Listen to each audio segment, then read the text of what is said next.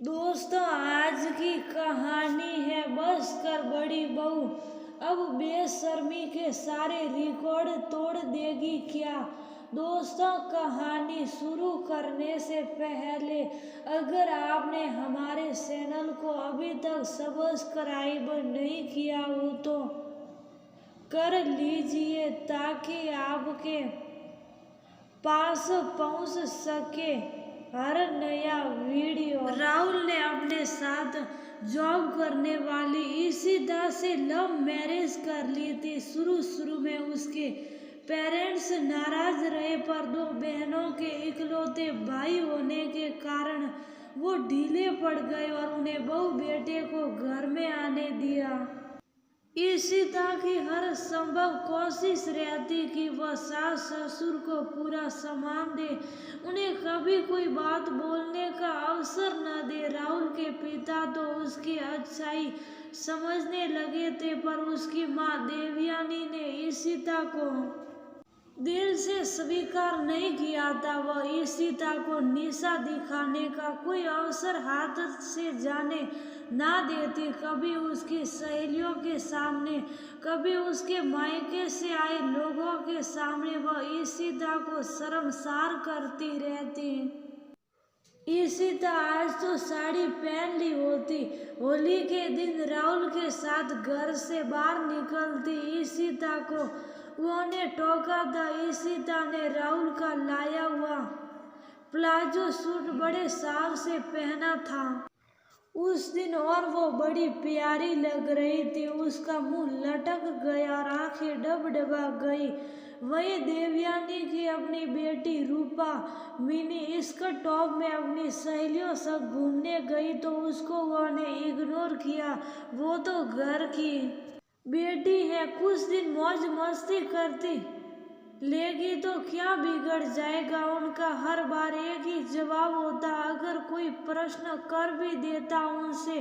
राहुल जब भी अपनी माँ को जवाब देने को होता, ईशिता उसे रोक देती। छोड़ो भी, बड़ी है, कुछ बोल देती है तो क्या हुआ, मेरे पेरेंट्स नहीं है ना, तो शायद बड़े लोग ऐसे ही होते हो। समय बीता, रूपा की शादी की चर्चा होने लगी थी। घर में कई रिश्ते आ रहे थे और उन सब की रजामंदी एक इंजीनियर लड़के को लेकर बन रही थी जो हैदराबाद में बड़ी कंपनी में कार्यरत था। जब रूपा को इस बारे में बताया गया वो भड़क गई। ईशिता भाभी, कह देना आप मम्मी से मैं अपनी किसी से शादी नहीं करूंगी सिवाय मेरे दोस्त निशांत के। उसकी बहुत जल्दी जॉब लगने वाली है और हम एक दूसरे से बहुत प्यार करते हैं।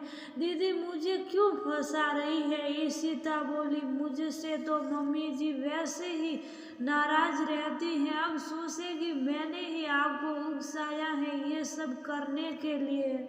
मैं दूध पीती बच्ची नहीं हूँ जो कोई भड़काएगा मुझे, वह गुस्से से पैर पटकती बोली। तब राहुल ने ही बीड़ा उठाया। इस बात को मम्मी पापा को बताने का उसे उम्मीद थी कि वो मान जाएंगे, लेकिन इससे पहले वो कुछ बात करता, अगले ही दिन देवयानी जी ने बताया कि लड़के के माँ बाप रूपा को देखने आ रहे हैं शाम को उनके घर। राहुल और ईशिता अचानक से हुए इस आदेश से घबरा गए। बात करने का कोई समय नहीं रहा। उसकी मम्मी उन्हें रिसीव करने एयरपोर्ट जा रही थी। दोपहर में उन्हें 3 घंटे लगते उनको संग लाने में। रूपा ने झट निशांत को फोन कर अपने घर मिलने बुला लिया। वो उससे मिलकर सब प्लान बनाना चाहती थी। इस बीच जिससे वह समय रहते उसके साथ भागकर शादी कर सके। निशांत भी तुरंत चला आया। रूपा उससे रो रो कर सारी कहानी सुनाती जा रही थी और वह उसे आश्वस्त करने में लगा था कि वह ऐसा कुछ नहीं होने देगा। तभी तेजी से ईशिता कमरे में आई और रूपा को घर के अंदर जाने को कहा। क्या बात है भाभी, आपसे कहा था ना या मत आइए, कुछ देर माँ भी नहीं है इस वक्त और मैं निशांत के साथ कुछ। उसे तेजी से अंदर धकेलते हुए ईशिता निशांत के पास आ बैठी और बातें करने लगी। वो भी चौंक गया था कि ये क्या कर रही है। तभी देवयानी जी उस कमरे में आई जो अपना मोबाइल घर में ही भूल गई थी। उसे लेने के लिए उन्हें गाड़ी लौटा के लानी पड़ी थी। ईशिता को निशांत से घुल मिलकर बातें करते देखकर उनके शरीर में आग लग गई। अब ये कौन है, आज इसे यहाँ क्यों बुलाया है? मेरा मित्र है मम्मी जी, ईशिता मुस्कुराते हुए बोली। आज ऑफिस से छुट्टी ली है ना, तो इससे कुछ डिस्कस करना था। राहुल जानता है इस बारे में, वह गुस्से से सीखी। कमाल करती है मम्मी जी, ये सब तो नॉर्मल बात है, उनसे परमिशन लेनी पड़ेगी अब मुझे किसी को बुलाने के लिए। वो बोली, बेशर्मी के सारे रिकॉर्ड तोड़ेगी। अब आप जाए यहाँ से। निशांत की तरफ देखते वह बोली, इससे तो मैं निबड़ लूंगी। निशांत शुभ साफ चला गया वहां से और देवयानी ने ईशिता को बुरा भला कहना शुरू कर दिया।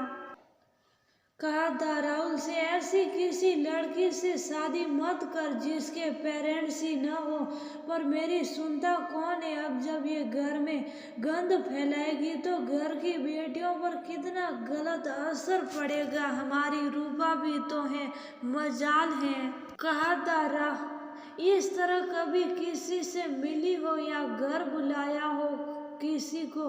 तब तक रूपा और राहुल भी वहां आ गए थे। अब बस भी करो माँ, भाभी को कितना शर्मसार करोगी। आप जानती भी हैं हकीकत क्या है। तुम इन बातों से दूर रहो। देवयानी बोली, राहुल से बात करनी है मुझे कि ये सब क्या चल रहा है घर में। आपके घर की इज्जत बचाने के लिए ही ईशिता ये सब कर रही थी, जिससे आपके झूठे स्वाभिमान पर चोट न पहुंचे। वो बोला, क्या वो करा है, तू तो शुरू से उसका पक्ष लेता रहा है, इसलिए आंख पर पट्टी बांध रखी है, पर मैंने नहीं। देवयानी बिफर पड़ी। माँ पहले सुन ले बात, फिर गुस्सा हो लेना जी भर। पर ईशिता पर आई है, इसलिए सुबह शाम उसे शर्मसार करना आपने अपना कर्तव्य बना लिया है। पर आज आप खुद शर्मिंदा होगी जब जानेगी कि निशांत आपकी अपनी बेटी के बुलाने पर यहाँ आया था। क्या कह रहा है वह बुरी तरह शौकी जी, वह उससे शादी करना चाहती है भाग कर, ताकि आपकी निरकुशता से बच सके। आपने हिटलर फरमान सुना दिया शादी का, बिना उससे पूछे कि उसे वो पसंद भी है या नहीं। राहुल आवेश में आ गया था बोलते हुए, आपको धक्का न लगे इसलिए ईशिता ने ये बात अपने सिर ले ली, जिससे आपको इत्मीनान से समझाया जा सके। पर आप इसे ही शर्मसार किए जा रही है। सोचिए, माँ बाहर से आई लड़की आपको माँ मान रही है और आप उसे निशा ही दिखाए जा रही है। इस संकुचित सोच से ऊपर उठे कि बहू है तो खराबी होगी और बेटी बिल्कुल आपकी मर्जी से सारे काम करेगी। देवयानी के चेहरे पर शर्मिंदगी थी उस वक्त।